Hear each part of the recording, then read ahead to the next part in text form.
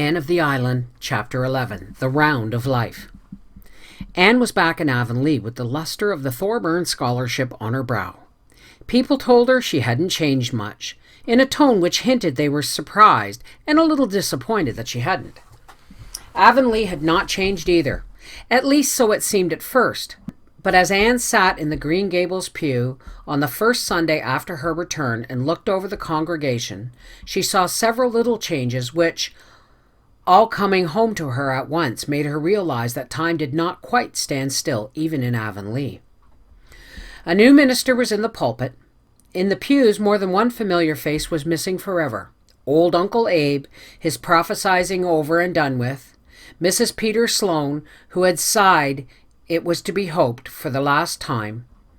Timothy Cotton, who, as Mrs. Rachel Lynde said, had actually managed to die at last after practicing at it for 20 years.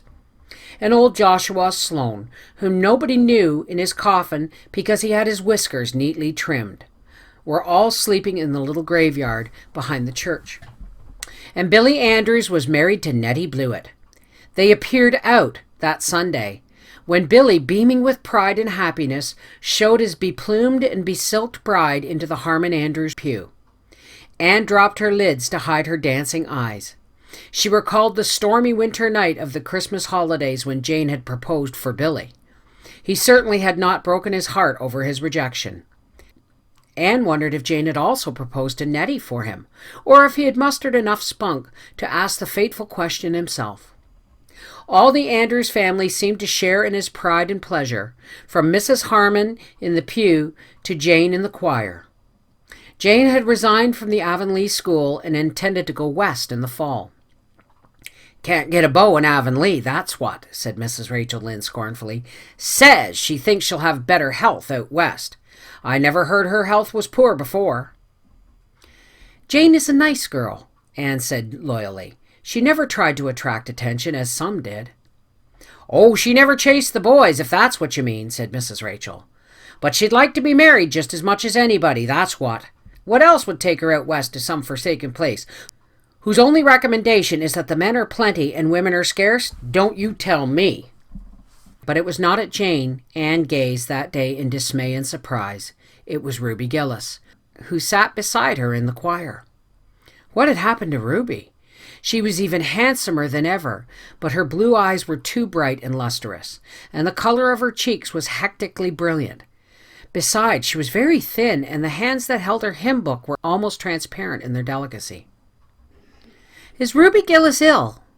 Anne asked of Mrs. Lynde as they went home from church. "Ruby Gillis is dying of the galloping consumption," said Mrs. Lynde bluntly. "Everybody knows it except herself and her family. They won't give in. If you ask them, she's perfectly well. She hasn't been able to teach since she had the attack of congestion in the winter, but she says she's going to teach again in the fall, and she's after the White Sand School. She'll be in her grave, poor girl, when the White Sand School opens, that's what." Anne listened in shocked silence. Ruby Gillis, her old school chum, dying? Could it be possible? Of late years they had grown apart, but the old tie of schoolgirl intimacy was there, and made itself felt sharply in the tug the news gave Anne's heartstrings. Ruby, the brilliant, the merry, the coquettish. It was impossible to associate the thought of her with anything like death. She had greeted Anne with gay cordiality after church and urged her to come up the next evening. "I'll be away Tuesday and Wednesday evenings," she had whispered triumphantly. "There's a concert at Carmody and a party at White Sands. Herb Spencer's going to take me. He's my latest. Be sure to come up tomorrow. I'm dying for a good talk with you. I want to hear all about your doings at Redmond." Anne knew that Ruby meant that she wanted to tell Anne all about her own recent flirtations, but she promised to go, and Diana offered to go with her. "I've been wanting to go see Ruby for a long time," she told Anne when they left Green Gables the next evening. "But I really couldn't go alone. It's so awful to hear Ruby rattling on as she does, and pretending there's nothing the matter with her, even when she can hardly speak for coughing. She's fighting so hard for her life, and yet she hasn't any chance at all, they say." The girls walked silently down the twilit road. The robins were singing vespers in the high treetops, filling the golden air with their jubilant voices. The silver fluting of frogs came from the marshes and ponds, over fields where seeds were beginning to stir with life and thrill to the sunshine and rain that drifted over them. The air was fragrant with the wild, sweet, wholesome smell of young raspberry copses. White mists were hovering in the silent hollows and violet stars were shining bluely on the brooklands. "What a beautiful sunset," said Diana. "Look, Anne, it's just like a land in itself, isn't it? That long, low bank of purple cloud is the shore, and the clear sky further on is like a golden sea. If we could sail to it in the moonshine boat Paul wrote of in his old composition, you remember? How nice it would be," said Anne, rousing from her reverie. "Do you think we could find all our yesterdays there, Diana? All our old springs and blossoms? The beds of flowers that Paul saw there are the roses that have bloomed for us in the past?" "Don't," said Diana. "You make me feel as if we're old women with everything in life behind us." "I think I've almost felt as if we were since I heard about poor Ruby," said Anne. "If it's true and that she's dying, any other sad thing might be true too." "You don't mind calling in at Elisha Wright's for a moment, do you?" asked Diana. "Mother asked me to leave this little dish of jelly for Aunt Atossa." "Who's Aunt Atossa?" "Oh, haven't you heard? She's Mrs. Sam Coates's of Spencervale, Mrs. Elisha Wright's aunt. She's father's aunt, too. Her husband died last winter and she was left very poor and lonely, so the Wrights took her in to live with them. Mother thought we ought to take her, but father put his foot down. Live with Aunt Atossa he would not." "Is she so terrible?" asked Anne absently. "You'll probably see what she's like before we can get away," said Diana significantly. "Father says she has the face like a hatchet. It cuts the air, but her tongue is sharper still." Late as it was, Aunt Atossa was cutting potato sets in the Wright kitchen. She wore a faded old wrapper, and her gray hair was decidedly untidy. Aunt Atossa did not like being caught in a kilter, so she went out of her way to be disagreeable. "Oh, so you're Anne Shirley," she said, when Diana introduced Anne. "I've heard of you." Her tone implied that she had heard nothing good. "Mrs. Andrews was telling me you were home. She said you had improved a good deal." There was no doubt Aunt Atossa thought there was plenty of room for further improvement. She ceased not from cutting sets with much energy. "Is it any use to ask you to sit down?" she inquired sarcastically. "Of course, there's nothing very entertaining here for you. The rest are all away." "Mother sent you this little pot of rhubarb jelly," said Diana pleasantly. "She made it today and thought you might like some." "Oh, thanks," said Aunt Atossa sourly. "I never fancy your mother's jelly. She always makes it too sweet. However, I'll try to worry some down. My appetite's been dreadful poor this spring. I'm far from well," continued Aunt Atossa solemnly. "But still I keep a-doing. People who can't work aren't wanted here. If it isn't too much trouble, will you be condescending enough to set the jelly in the pantry? I'm in a hurry to get these spuds done tonight. I suppose you two ladies never do anything like this. You'd be afraid of spoiling your hands." "I used to cut potato sets before we rented the farm," smiled Anne. "I do it yet," laughed Diana. "I cut sets 3 days a week. Of course," she added teasingly, "I did my hands up in lemon juice and kid gloves every night after it." Aunt Atossa sniffed.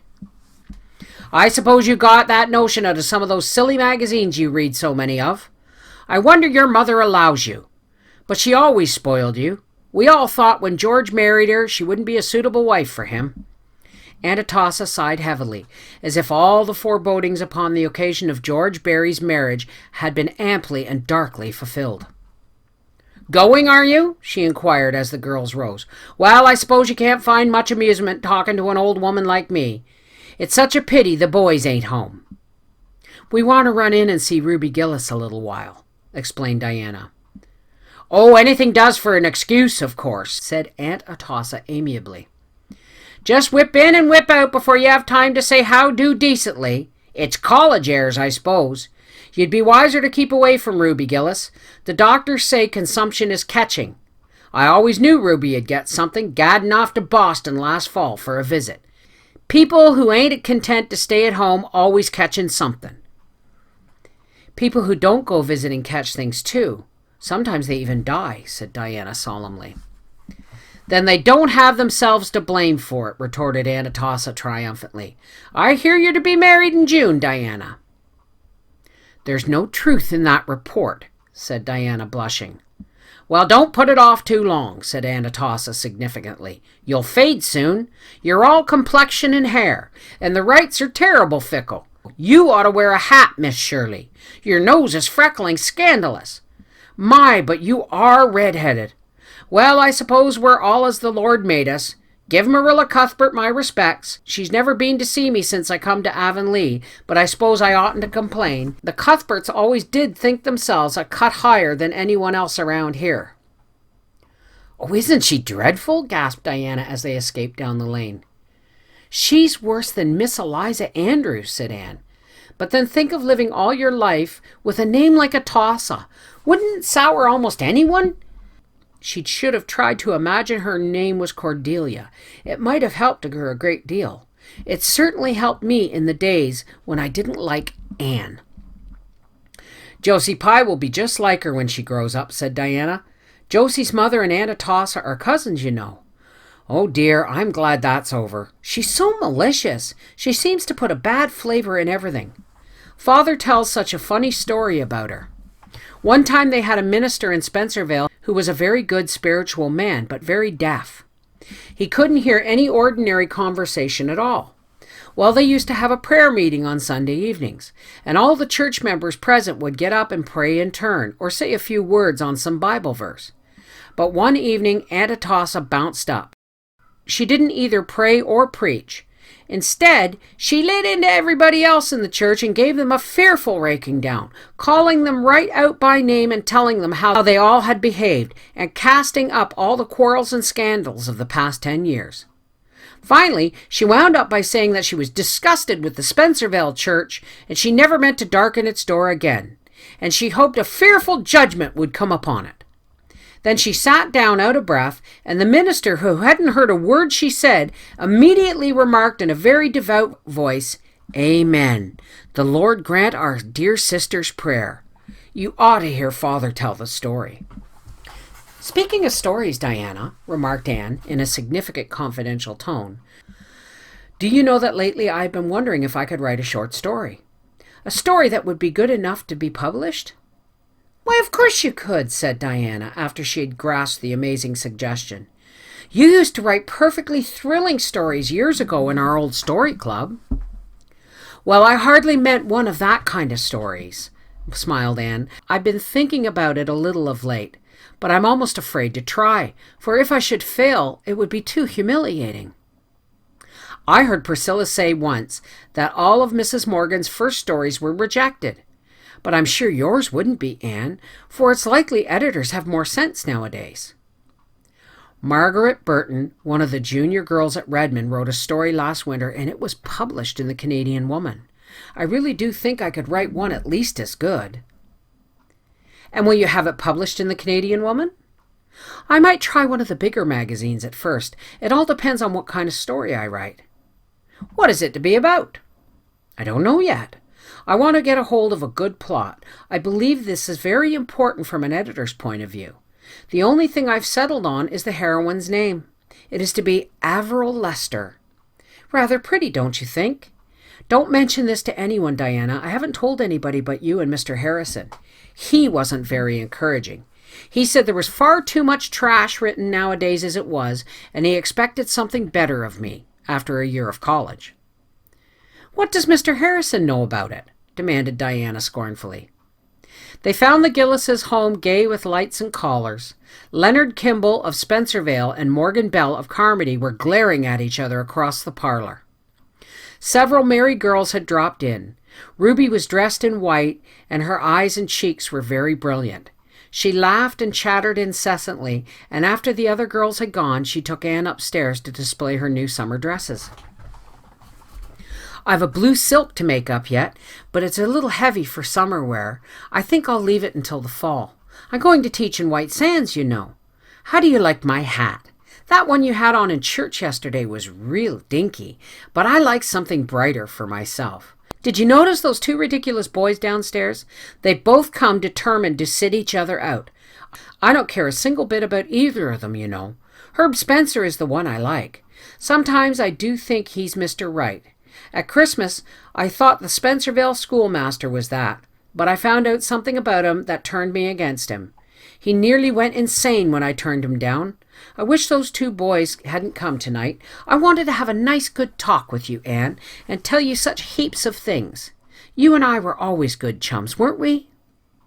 Ruby slipped her arm around Anne's waist with a shallow little laugh.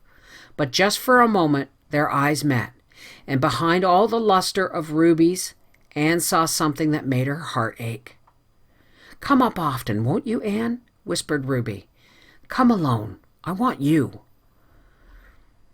"Are you feeling quite well, Ruby?" "Me? I'm perfectly well. I never felt better in my life. Of course that congestion last winter pulled me down a little. But just see my color. I don't much look like an invalid, I'm sure." Ruby's voice was almost sharp.